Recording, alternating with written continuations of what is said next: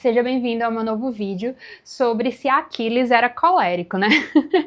Como vocês viram no vídeo anterior, eu vou colocar o link aqui para quem ainda não viu, entender um pouco mais sobre como foi a minha história com os temperamentos, né? O quanto isso ajudou na minha vida como um todo, nos meus relacionamentos, desde o meu relacionamento com meu cônjuge, né, matrimonial e no namoro, também os meus relacionamentos com várias outras pessoas que passaram pela minha vida, né? E que estão na minha vida. Mas eu também queria fazer uma análise de alguns personagens históricos e bíblicos e santos com relação ao temperamento deles, né? Eu não sei se isso acontece com vocês, mas comigo é assim. Quando eu aprendo uma coisa nova, eu sou que nem criança. Eu quero ficar aplicando isso em todas as realidades da minha vida. Então eu comecei com as pessoas que me rodeavam, né? Como eu falei no vídeo passado, a perceber os temperamentos deles e a tentar dar uma maneira, viver de uma maneira que eu pudesse aplicar esse conhecimento na minha vida e me ajudar em como me relacionar com essas pessoas. E agora, todas as vezes que eu leio num livro algum personagem, alguma pessoa, eu consigo perceber qual é o temperamento da pessoa de acordo com aquilo da forma que ela age, né? Nas escolhas que aquela pessoa faz. Então, tem dois componentes específicos que podem nos ajudar a discernir, né, o nosso temperamento, que é a intensidade em que a gente lida com alguma realidade, sendo ela muito boa ou ela muito ruim. Ou seja, se você reage de forma rápida ou de forma devagar. Caso você reaja de forma rápida, você pode ser um colérico ou um sanguíneo. Se você reage de forma devagar, você pode ser um fleumático ou um melancólico. E se aquilo permanece em você, se aquilo depois de um tempo, você logo esquece, alguém te falou algo que te magoou, mas você já esqueceu, deixou pra lá. Ou então, se você mantém aquela mágoa dentro de você por muito tempo, sendo algo grande ou algo pequeno, se aquilo fica dentro de você, marcado de alguma forma.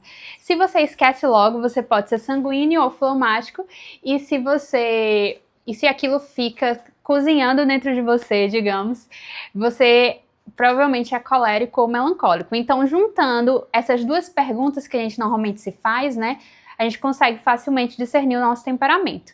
Claro que é um pouco mais profundo que isso, mas de certa forma são esses impulsos que nos mostram de fato qual é o nosso temperamento. E aí eu tô lendo, né, a Ilíada de Homero. Eu coloquei esse ano para ler a Ilíada e a Odisseia, e também outros livros que depois eu vou falar um pouco mais com vocês. E caso vocês não saibam, a Ilíada conta exatamente sobre a ira de Aquiles. Então, assim, deixa eu ler para vocês esse comecinho da Ilíada, no primeiro canto, a peste e a ira. Canta-me, ó cólera, canta-me a cólera, ó deusa, funesta de Aquiles pelida. Causa que foi de os aquivos sofrerem trabalho sem conta, e de baixarem para o Hades as almas de heróis numerosos e esclarecidos, ficando eles próprios aos cães atirados, e como pasto das aves, cumpriu-se de Zeus o desígnio. Então eu vou explicar um pouquinho para vocês essa primeira parte, porque mostra exatamente essa ira de Aquiles e porque eu penso e eu acredito que Aquiles era colérico, né? Então o que acontece? Aquiles estava na Guerra de Troia, como a gente sabe, a Ilíada não começa no começo da guerra, mas no 9º ano da Guerra de Troia. Então, eles estavam lá naquela guerra e Agamenon, que era o rei, né, responsável por liderar todos os gregos dentro dessa guerra, teve uma discussão com Aquiles, por causa de uma realidade que eu não vou entrar em detalhes, porque senão vai ficar muito longo esse vídeo. Por causa de uma realidade lá, de uma escrava que ele teve que devolver. E Aquiles tinha conseguido uma escrava diante na última vitória que eles tinham tido. Então era uma escrava que era Briseida, que até no filme Troia mostra essa parte, né, mas muito rápida, sendo que a Ilíada, o livro inteiro é só sobre isso, que Aquiles foi falar para Agamenon, né, mas você é o rei, e você nem vai pra luta, eu sou aquele que é o principal, que vai pra luta, que vai à frente, que mata muitas pessoas, que consegue a vitória, então... E você é só o rei que só recebe os espólios das vitórias que a gente recebe, e mesmo assim você tá reclamando porque vai ter que devolver uma escrava? Como assim? E aí Agamenon se enfurece com Aquiles e diz, então pronto, eu vou pegar a sua escrava. E aí ele realmente pega Briseida para mostrar que ele é maior que Aquiles, né? Porque Aquiles era o herói da guerra, só que Agamenon era o rei. Então, assim, ele tenta mostrar a sua superioridade diante de Aquiles através de pegando a escrava dele. E o que é que Aquiles faz? A Ilíada conta essa ira de Aquiles exatamente porque Aquiles se retira da guerra. Por causa disso, ele diz: eu não vou mais lutar, eu não vou mais guerrear. E pior que isso, ele pede à mãe dele, Tétis, que era uma deusa também, que fale com Zeus para que Zeus permita que os gregos percam. Não percam necessariamente a guerra, tanto que nós sabemos que eles ganharam a guerra, né? Mas percam batalhas, percam soldados, para que Agamenon possa perceber que Aquiles, a ausência de Aquiles é importante, assim, porque Agamenon falou: tá certo, então saia da guerra, mas a gente vai continuar guerreando. Então Aquiles quis mostrar que a ausência dele é válida, que realmente o que ele estava fazendo não era só uma birra, mas que os gregos precisavam de Aquiles para vencer a guerra, de certa forma. Então ele impõe várias realidades desastrosas para o próprio povo dele, o povo grego, simplesmente porque ele ficou com raiva de Agamenon por ter roubado sua escrava.